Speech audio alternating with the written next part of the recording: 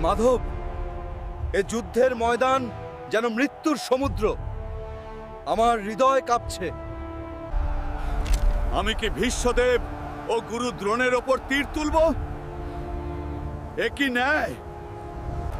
হে পার্থ, এই দুর্বলতা ত্যাগ করো। ধর্মযুদ্ধে ভয় মানায় না। কৃষ্ণ,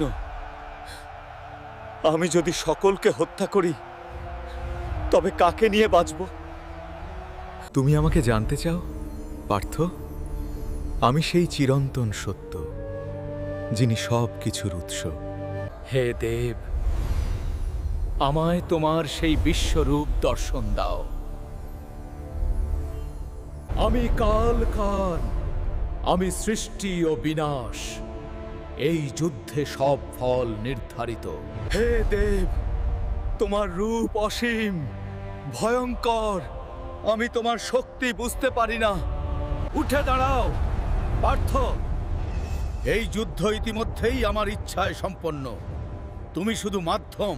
হে কৃষ্ণ, আমার সন্দেহ কেটে গেছে।